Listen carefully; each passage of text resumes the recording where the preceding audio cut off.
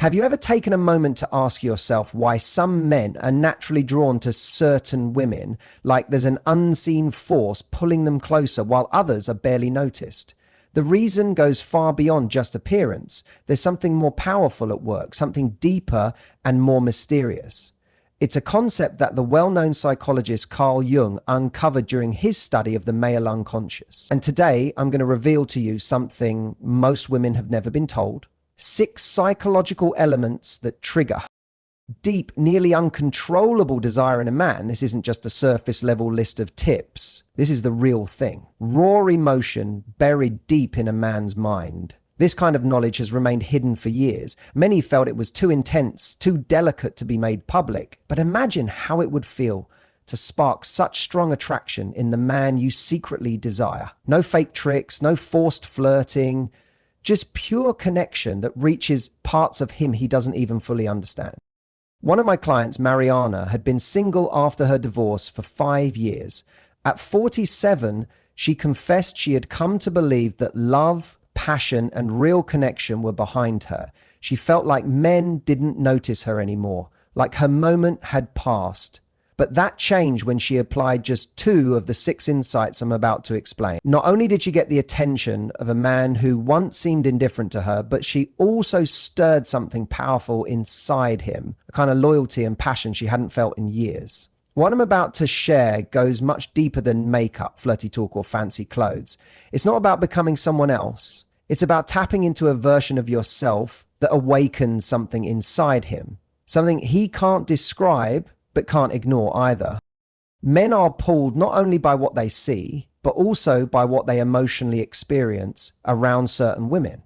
Their desire isn't random, it's symbolic. It's linked to ancient parts of the brain that Jung spent his life exploring. These insights weren't published in common books. They were hidden in Jung's personal notes, only recently translated and examined by a few dedicated researchers focused on understanding desire and emotion. What was discovered changed everything we thought we understood about what causes a man to pursue a woman, not just for a moment, but in a way that changes his entire emotional system. But let me be honest with you, this isn't light material. It's not something to use casually. Once you learn how to activate these unseen triggers in a man, you'll be holding something rare, something that touches how he connects, how he wants, how he stays. And if you use this knowledge with kindness and honesty, it doesn't just affect how he acts, it shifts how he sees you. It transforms how he experiences your energy, your presence, your voice, and possibly even how he loves you. So ask yourself honestly, are you ready to go beyond shallow interactions? Are you done with settling for lukewarm love and halfway affection? Are you prepared to speak to the deepest part of him, the part that remembers you even in silence? Are you ready to be unforgettable? Not because you tried harder, but because you understood something no one else ever did. If yes, then stay with me. The next few moments could completely change how men react to you from this day forward. Jung's discoveries were not widely accepted at first. Many feared what might happen if this information got into the wrong hands. But Jung believed that those who are sincere and emotionally aware could use this knowledge to create true transformation in relationships. The first key to unlocking a man's deep emotional and sexual desire is tied to something Jung called the shadow. The shadow is the hidden part of a person, the pieces they keep buried, the feelings they're told to ignore, the parts of themselves they've been taught to push away. And here's something most women don't know. When you become the person who makes room for his shadow without fear or judgment, you don't just earn his admiration. You spark something deep within him, something that feels almost holy. Have you ever watched a man soften, not because you touched him, but because he felt deeply seen by you in a way no one else had ever made him feel? That isn't just chemistry. That's the effect of this first truth. From a young age, boys are taught to stay strong, to never show weakness, to keep everything bottled up. So they grow into men who are always carrying that weight silently, always trying to look like they're fine. But when you become the woman who gives him space to breathe, to soften, even for just a little while, you don't make him weaker. You release him. And in that release, something passionate and loyal awakens. He doesn't just want to be near you, he wants to look after you, rise for you, become better.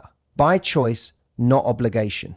You awaken this not through lectures or long conversations. You do it with steady presence, looking him in the eyes when he talks, hearing what he doesn't say, sitting with the quiet without rushing to fill it, being brave enough to hold space for his vulnerability. That quiet presence, it speaks louder than anything you can say, and he feels it.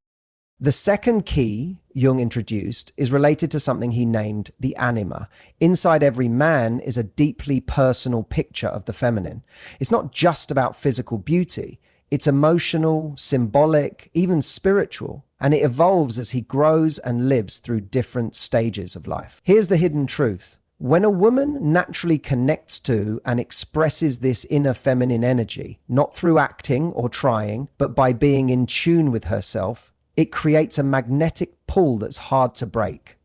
It's like whispering a language only his soul understands. And when you do it, he doesn't just notice, it registers in his whole being. So how can you reflect this? Begin by paying attention to which parts of your femininity bring him to life. Does he lean closer when you're nurturing and gentle? Does he smile wider when you're playful and wild? Or maybe he responds when you're confident and bold. These aren't roles, they're genuine sides of you. And when you allow those aspects to come forward without forcing them, he reacts deeply, with longing, with awe, with connection. One of my clients, Christina, was 53 when she met a man who had only ever seen her as kind. She tried to win him over with practical support, logical advice and care, but none of it reached him. Then she stopped trying. She started listening more to her instincts, being a little more mysterious, a little more emotionally tuned in. She didn't chase him. She didn't try to impress. She just showed up differently. And he noticed. Something old inside him stirred, like he was seeing her for the first time. And that changed everything.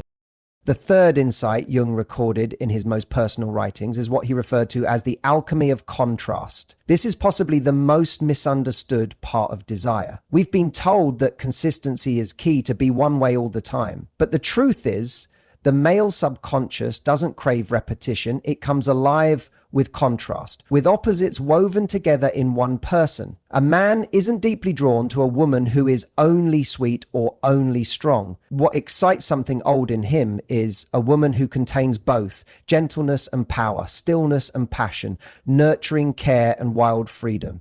When you show these different sides naturally, you become something complex, intriguing, and to his deeper self, that's magnetic. This is why so many relationships lose their spark. They become predictable. The sense of surprise, of mystery, fades. But Jung believed that desire in men thrives when they feel they are continuously discovering their partner, when she isn't one-dimensional but layered. This doesn't mean changing yourself. It means letting your full self come forward. Don't shrink your softness to seem strong, and don't hide your fire to seem nice. Carry both. That's what leaves a mark. Not being perfect, but being emotionally rich. And that doesn't just draw him to you, it makes him feel alive in your presence. One of my clients, Elenena, was 42 and had been married for 15 years. Her marriage had turned into a routine. She felt more like a roommate than a wife. It was safe, yes, but emotionally flat. She realized she had shrunk herself into the image of a dependable, responsible partner. But there was more inside her. She started showing her sensuality again, reconnecting with her playful side, letting her spiritual energy shine. And everything changed. A husband who had become emotionally distant started noticing her again, touching her more, speaking to her like she truly mattered. He was falling back in love, not with someone new, but with the version of her he had once known and somehow forgotten. Those first 3 secrets had already opened the door to something rare, something deeply life-altering. But now we step into a deeper part of Jung's work, the one very few ever discuss. The boldest, most transformative truths about how men love and why certain women remain unforgettable. These upcoming insights reveal why a man may carry the memory of a woman in his heart for decades, why he dreams about her, misses her, compares others to her, even if they haven't spoken in years. It's not simply about physical chemistry. It's about something within him she reached, something she sparked. Jung's fourth insight might be the most powerful of them all. It's about a man's connection to his inner hero. Every man, no matter how modest, quiet, or simple he seems, holds a deep inner desire to be heroic, not in a loud or attention-seeking way, but in a way that means something on a soul level. It's a need to feel like someone with purpose, someone who protects, who builds, who leads an impact. It's not just about ego. It's not about being admired. It's a real drive inside him to feel that he matters. And when a woman recognizes this, honors it, and creates space for it to grow, she does more than just boost his confidence. She awakens something within him he may not have even known was there. It doesn't mean pretending to be weak just to make him feel important. That's not genuine respect. That's acting. What reaches that inner hero is real recognition. When you reflect his personal strengths, his loyalty, his resilience, his ability to protect, his leadership, or his silent strength, you hold up a mirror that shows him his true self. You remind him of his worth. And in that moment, you offer him something rare, the experience of being fully seen. Not judged, not instructed, seen. When a man feels this kind of recognition, it doesn't just make him like you, it makes him feel deeply connected to you. He starts to view you not just as someone he loves, but as someone who helps him love himself more. And he wants to rise not from pressure, but from pure devotion. Tiana, one of my clients at the age of 58, put this into practice with her longtime partner. For years, she had been pointing out his faults, thinking it would inspire him to do better. Instead, it had only pushed him away. But something changed. She started focusing on the parts of him that showed love, his patience, his care for his kids, his commitment to keep growing even when it wasn't noticed. She didn't exaggerate or flatter him. She simply began to genuinely appreciate what was already within him. And slowly, he started coming alive again, not only for himself, but for her. He touched her differently, looked at her like she had rescued him from going emotionally numb. That's the power of this fourth insight. It brings out the highest version of him and connects that version to you. Jung believed this power was so intense it needed to be used wisely. Because once a man feels that kind of sacred recognition, it's no longer just desire, it becomes loyalty, emotional bonding, and soul memory.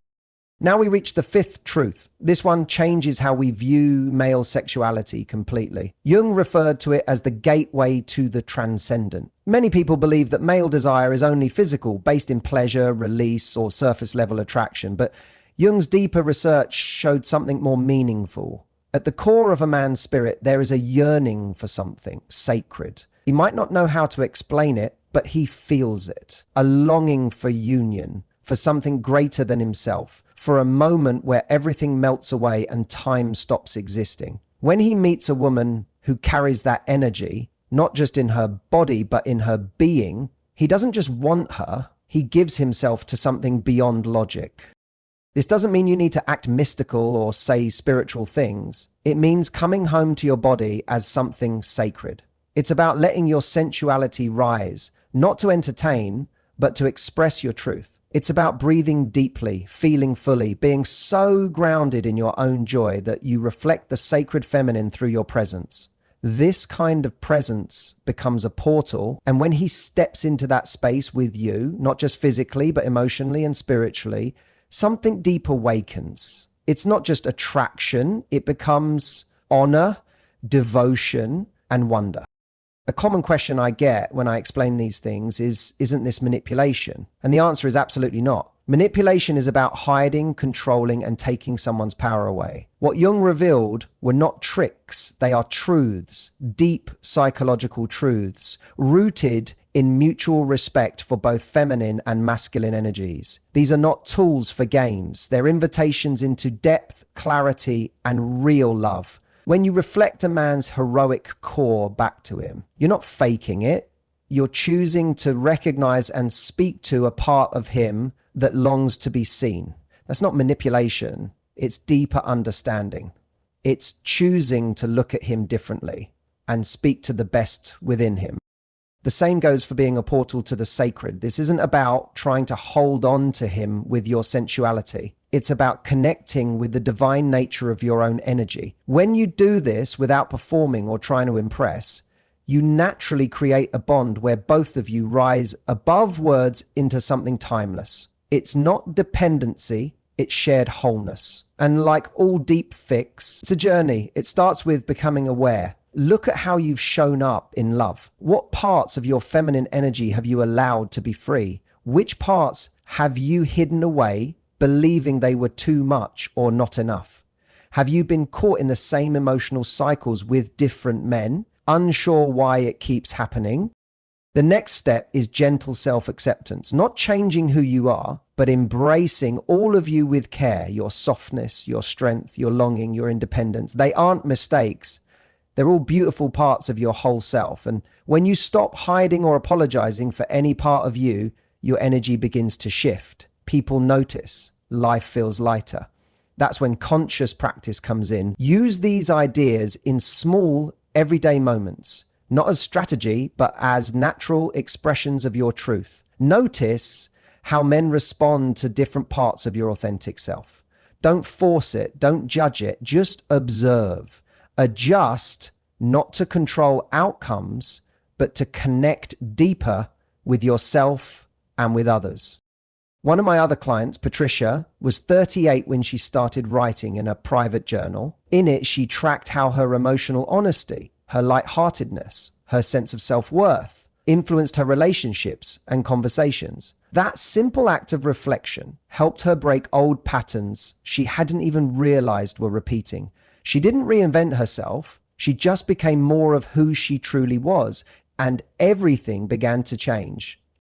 Here's a truth many women never fully understand. Your ability to stir a man's desire is only the surface. The real strength lies in your ability to touch his heart, to reach his soul, to offer a connection that transforms him, not through pressure, but through presence. When you begin to live out Jung's forgotten principles, you don't just become more attractive.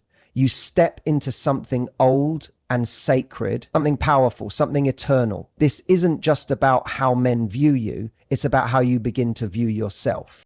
Women who embrace this path often notice shifts not only in romance, but in their entire lives. Their energy changes, their sense of purpose sharpens, their relationships deepen, their creativity blooms, even their careers begin to align in new ways. As if some inner door finally opened. That's what happens when you return to your true self. You stop chasing and things start flowing toward you.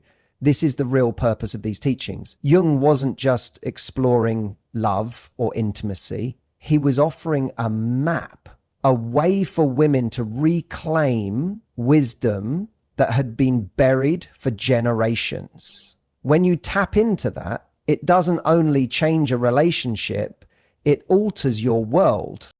But with that power comes responsibility. These insights go deep, they awaken the soul. And when you begin to embody these principles, you will stir something deep in the hearts of the men around you. It might awaken not only love, but also old wounds, hidden fears, buried memories. This is not light work, it's sacred work.